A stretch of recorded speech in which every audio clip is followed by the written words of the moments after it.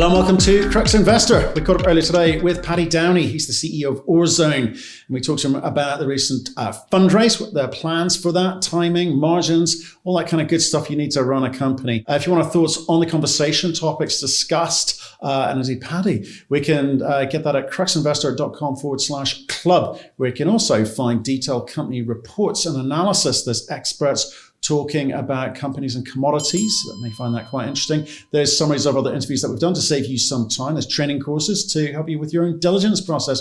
And of course, there's a huge thriving community of investors sharing their thoughts and ideas with each other in a nice, friendly, civil environment. Doesn't that sound nice? Do go and join them at cruxinvestor.com/club. And we'd love your feedback too. So give us a like, it'd be appreciated. Leave your comments below. We get back to absolutely everyone. And of course, if you want to see precisely what we talked about today, take a look in the description below. Paddy, how are you doing, sir? Very well. How are you? I'm still reeling from the Irish loss to those Welsh demons. Please do not bring that up. I had to. At least it wasn't the English. At least it wasn't the English. Who also got beat. Yeah. Brings a smile to our face. We shouldn't be so smug and mock and look so joyous, but we are. So I haven't seen you since June, which is ages. You've been busily getting on with it. Saw the press release. Wanted to talk to you about fundraising, etc. But first of all, are you well, sir? How have you been? Yeah, very well. Actually, you're right. We haven't talked since June. We've been obviously very busy since that time. And, as June was probably the height of COVID and what people were thinking, where are we going with this? We quietly got on with things and finished off a lot of work on site, sort of remotely without our expats, but it went well. I did go back in September to view all of that. I went down to Burkina and looked at where we were at. And we were just starting to really get back into advancing the debt negotiations at that time. And now we've finished. We've got the debt in place, we've got our equity in place, and we're off to the races. A lot has happened. You've just come back as well. Yes, I was just there for 10 days. I'm actually right now in quarantine just outside Vancouver. And so great meetings down there. I can tell you, just to be very frank, is we took our debt with a local bank, and the reception that we've got at the ministerial level. I actually had a personal meeting with the president of Burkina Faso, which was quite something, in the sense that we have the debt package, all the money is staying in country. It's not going out of country, it stays within country. So that $100 million that would normally go to a Paris or a London or a New York or whatever bank is staying inside Burkina Faso. They are over the moon about this and could not be more helpful in trying to make sure that we move on and get this project into production. Okay, well, we're in danger of getting into a bit of the weeds, as it were.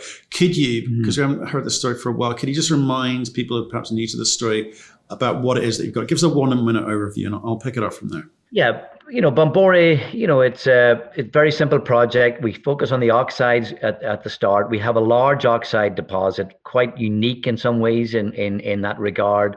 About 13 years of oxides with, exploration potential beyond that. Oxides are very simple, free dig, no drill and blast, simple mining, simple processing, very, very quickly. So low cost, low power cost, low reagent cost, low mining cost. And then we get into the sulfides in year 3. We build it out of cash flow. We did all of our economics at $1,300 gold. We did all of our reserves at $1,200 gold. So quite a robust project with very low all-in sustaining costs. 13 years of mine life, first 10 years of 140,000 ounces a year on average. I think we can go beyond that. And then 3 years of sort of more or less processing stockpiles. Again, based on the reserves that we have to date, we see way beyond that, I'll be honest with you. The all-in sustaining costs are quite low, but not out of order with West Africa, very similar to most West African projects. I tell people, if you want to look at one that's been very successful like ours, it's in Mali. It's Robex Resources. It's been going now for 3-4 years. They're half our tonnage, maybe a third of our tonnage, so their fixed costs will be a bit higher. Same strip ratio, same grade, all in sustaining costs every quarter, $700 US an ounce. And they're using diesel gen sets for power generation, which would be about 25, 26 cents a kilowatt hour. We will not be doing that, and we will be much lower than that. So we should have very, very, very low all-in sustaining costs, high margins. Right. Okay. I mean, the numbers are great. And I'll point people back to our previous interviews where we talk about, business plan strategies, people, experience, track record, all that kind of good stuff in a link below. So we don't have to cover that. I'm intrigued, though, about the terms of the financing, because you've given us some clues there, the money staying in country, which I'm sure they're very pleased about. But what did you get out of it? Okay, so look, there was a number of issues critical to us. Like we were looking at, when you're looking at debt financing, you're running various parallel paths, to try and get the best deal for the company. As a junior with no other producing assets, single asset company, it's always difficult, no matter where you are in the world. It's always difficult negotiations to get the type of package you want. We're in Burkina, so it compounded issues in regards to that. But look, we've been in this business many, many years. The one thing you don't do is panic. You got to be patient with doing this. We're also very large shareholders in the company. Myself, the chairman, a lot of my management team, my board. So we wanted to make sure that we got the right package for the shareholders, because we're big shareholders, not giving away the upside or the pie to the debt package. And then COVID came along and that compounded things, because now the senior banks really can't get to site to visit it. They need to do that for the credit committee. So that sort of delayed things. We then, started, negotiating and meeting with a local bank. They had been a shareholder. I went down and met with them in September. Our country manager is exceptionally well regarded there, and he continued negotiations with them. And it became obvious that this was a real option for us. And, when we structured the deal with them, it's single digit, in terms of cost of money. It doesn't have any hidden costs such as gold prepays, gold lookbacks. It's got no gold streaming. It's got no gold royalties.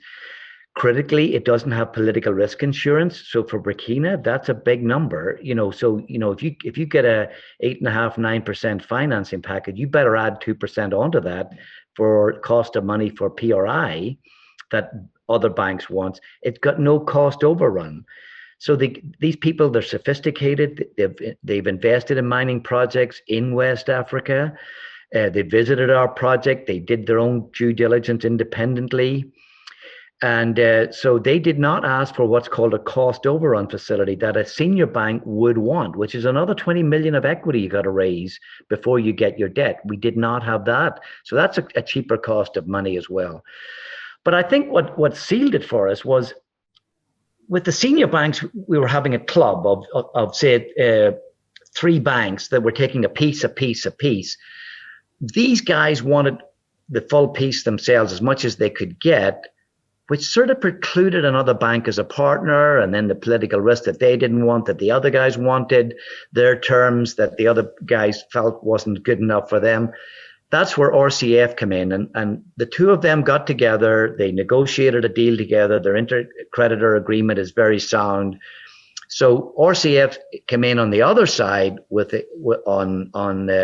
another 35 million with BD Capital, which is a very large company here in British Columbia, does targeted mining investments, and knew us well, knew our track record, and were willing to put money into that convert for a West African story, which also gives us a lot of kudos in the market.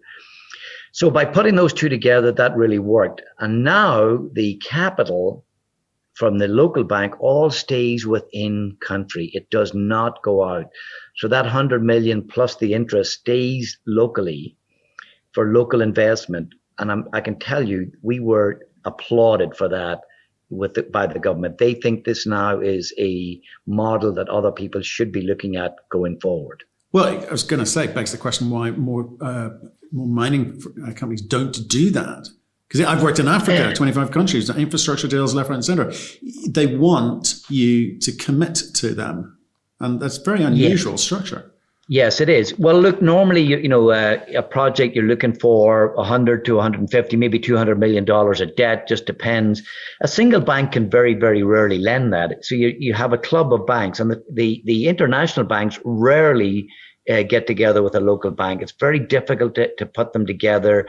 There's withholding taxes. There's all sorts of other things. Our project just fit the right size. Just luckily for us, the amount of debt we wanted, the structure of the debt, and the fact that we could bring in a partner like RCF alongside these guys just worked perfectly for us. But for junior companies going forward, if you've got that size of project and you are in West Africa, it is definitely an option, and people will now be looking at it for sure. Yeah, it'd be interesting to see who else picks up on this one. I do like that. Look, you're up 40% since we last spoke. You're just over $1 now. It's not dramatic movement, but do you think you're fairly priced in the market at the moment? Or are you just that kind of boring phase for everyone? I think we're trading at sort of 0.35 NAV. Now that we're financed, I would be shocked if we don't. I mean, if you look at single asset companies, be it West Africa, we looked at, both West African, and we looked, the other one was Roxgold in Burkina, and we compared it to two others in Canada. From construction to a start of commissioning, you generally get 125% share price appreciation. And these were not in days of gold price runs. They're just generally what you see because you're de-risking the project. And we see that the same should happen to us. Once people get their head around things and we start, showing the construction going well, we brought on Lycopodium to be our EPCM contractor. They've got a very, very large, extensive track record of bringing projects in under budget and ahead of schedule. And so that should stand in our favor as well, So we expect to see, a big accretion in NAV here going forward. Okay, you got your money, you got an EPC partner lined up. Give us an idea on timing. Well, we're at it right away. The mining contractor is mobilizing to site. We just finalizing the terms with him. So it'd be on site, all new equipment. Lycopodium have started already on the engineering, the detail engineering. We'll be ordering the ball mill here, I believe, end of February. And then that's the lead critical item. Lycopodium and the contractors will mobilize to site April, May. And the schedule is for first gold in Q3 2022. The other key thing is Lyco have process guarantees in here. So, based on their track record, and this is something you do not see in North America. And it's something that we see in West Africa. It's something that it's sort of unique to the area. On average, from first ore through the mill to commercial production and steady state is 31 days. And that to your NAV is huge. And you look at North America, I don't know, I can't name one that hasn't taken months to get right up to full nameplate. And so you're spending money, you're not getting your full cash flow, all of those other things. Whereas we're getting a process guarantee to be up and full bore running in 30 days. That's insane. It literally was my next question about, I know it's oxide and it's going to be a bit easier, but in a month, you're going to be up at full capacity? Absolutely. That's what they're writing into the contract. So, and we don't see anything different that it should be like that. By the way, we will be mining one of the areas, which is part of the capital. It's not part of the CapEx per se, because it releases ore, but we have to spend it pre-production. We mine one of the pits, and we make what's called an off-channel reservoir to store water. We're one of the lucky projects in Burkina. The property is right by a river, so we can gravity divert a flow. We don't have to pump it into a pit, and so we will have the ore ready to go into the project, and we'll have those stockpiles right at the plant ready to go. So that's the production is at nameplate in a month. What about in terms of the efficiencies? I mean, how long does it take to actually tweak things and optimize things? Well, it's a very simple circuit, So normally when you're commissioning a plant, you've got, a jaw crusher, a cone crusher, a sag mill, a ball mill, all sorts of other feeders and conveyors in between, plus your process plant. We don't have that, so we don't really have we will install a feeder into it, or a sizer. We don't have any rocks. It's but straight into the mill. And the mill is oversized. We know that. We've done that on purpose. And 80% of the stuff that we're feeding to it does not require grinding. It actually just literally gets broken up in the mill, gets made into a slurry and straight into the tanks. And that's it. I mean, I can't explain how simple it is. It truly is a very, very simple plant. So normally when you're commissioning, you start your jaw crusher, you've got to reset something gets jammed in it, your close side setting isn't quite correct, your rocks are hitting the conveyor, and you got to restart and stop and plug and unplug and blah, blah, blah. We don't have that. So that's something that's unique to our project. Right. That makes it much simpler to commission. Fantastic. So you're painting this picture. It's a simple flow sheet. You're going to be nearest down at your 140,000 ounces in 12 months. That's a lot of cash. Mm-hmm. It's 3 or 4 years before you start going after the sulfide. So what are you doing with this cash, and what are you doing to talk to the market and say, actually, there's more to come? Well, before I go there, one of the structures that we had with the debt, and I can tell you that Corus were extremely flexible with this. So we've split their debt in two. So we know there's very, very strong cash flow in year one. And so we're going to pay off a big chunk of that debt right off the bat, which allows us to get into the sulfide expansion very, very fast. We'd only be carrying $60 million of debt on the project at the end of year one. And that's got another 4 years to pay off, or 3 years to pay off on a standard sort of schedule. And there's no preferential cash sweep. So if gold stays where it is, they can't take any extra money off us. So we want to get into the sulfides fast, and because they're good grade, there's great margin on them. They add to the mine life, and it'll also give us cash flow to drill. We've only drilled the sulfides to 90 meters. Part of my trip last week into Burkina was to sit down with the exploration team and look at the targets that we have and what we've got. And I can tell you, they are quite juicy, and we want to get at those to extend those so we can show that we've got a 20-year mine life, not a 14-year mine life. And hopefully that we pay off that first tranche of debt, that we don't have to do a 2.2 million ton per annum sulfide expansion. We can do a 4 million ton per annum sulfide expansion. With the previous negotiations we were having with the more senior debt lenders internationally, they weren't giving us that flexibility. 2.2 or nothing, that's all you're getting. And other than that, we take the cash sweeps. So these guys are being really flexible with us. So if we've got the cash in the cash box and the cash flow, and we show that we can expand this beyond the 2.2 million, which we're pretty confident we can, now we're looking at a 7.2 million ton per annum project and a 200,000 ounce a year producer. Do you think you're a beneficiary of obviously changes in the market? There's a lot of gold companies getting funded, possibly where they shouldn't be. Not for 1 second suggesting you're one of them, but banks are having to change their attitude and get a little bit more flexible at the moment with regards to financing. Have you just timed this right? Yeah, a little bit. I think it's our approach to the project. We're staging it in the sense that we do the oxides first. We take the risk out of it.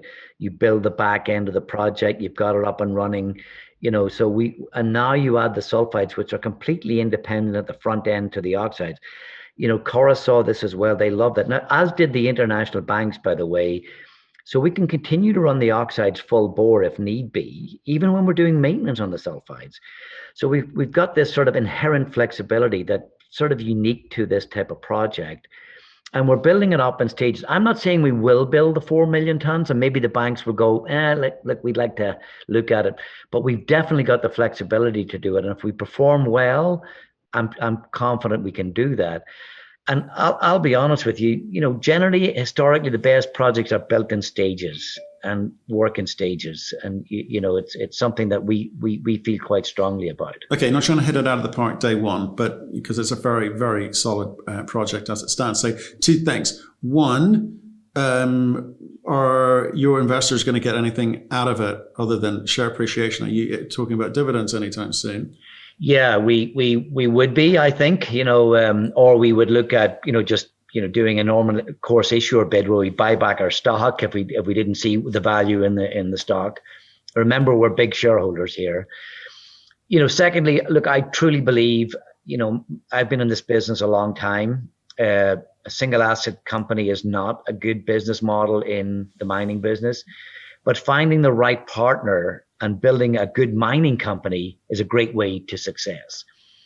And so I think once we get up and running, once we see the upside, once we prove ourselves that we're good operators, that we've got a lot of exploration upside, we've got a good project that's working as per advertised, I think, we will be looking at growth. Now, be that growth that we initiate or we sit down with someone and just, personally, I don't wake up every morning wanting to be the CEO of a company. I love doing it, but I'm motivated by share price appreciation and value. And I think that's the next thing I would like to look at is really where does the company go in 3 to 5 years time? Right. Okay. So you're properly genuinely aligned. Great. So the second point is, and I guess it touches upon some of the things you're saying there, is you refer to Roxgold as someone that you're looking at, and they went from a single asset, they've bought themselves a second asset, and they're probably developing themselves a third asset organically.